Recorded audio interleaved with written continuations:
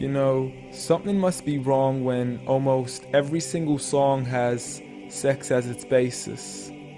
When rap stars get famous after making lyrics that are shameless. When a woman is expected to sleep with a man who doesn't even know what her name is. And when artists are paid to degrade the very women that have made them. To the point they are nothing more than pieces of plastic that we can dispose of once they are no longer attractive. It's sickening and sadistic that this world's become so misogynistic. And you can call me unrealistic, but just listen to the statistics.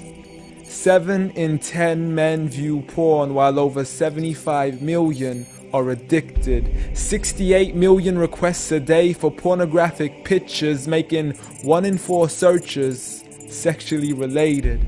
It's like nobody even knew she existed until she got naked, degraded and abused over and over again just to gain millions of views. It's a shame we've subdued to a definition of beauty which is so misconstrued, as we judge each other's looks off of Facebook likes, Instagram pictures to filter off what we really look like. See, we are so obsessed with our outside, we have slowly lost sight of who we really are in real life. I mean, it's sad to see so many teens lose their self-esteem.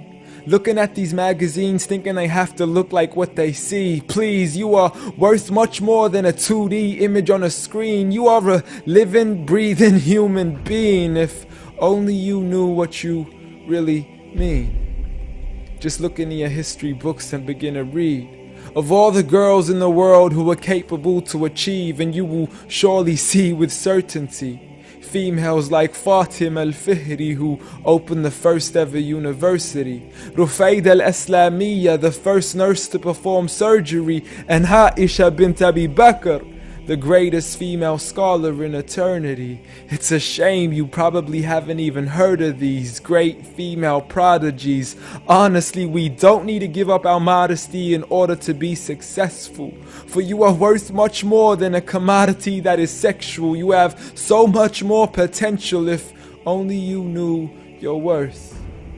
You could be like the greatest of all women to have walked this earth, like Mary, the mother of Jesus, chosen by Allah to be an example for the believers, a woman who stood strong even when she was abused, falsely accused and ridiculed for things she'd never ever do, so it didn't really matter when there was nobody else beside her, for she knew that God was Ar-Razzaq and her ultimate provider, and she had a trust in Him alone. Just like Asiya, the wife of Fir'aun, a woman who was brave and courageous, stood up for what was right and didn't let anybody change this, a woman who was fearless and laughed in the face of death, for she gave up the riches of this life for a palace in the next.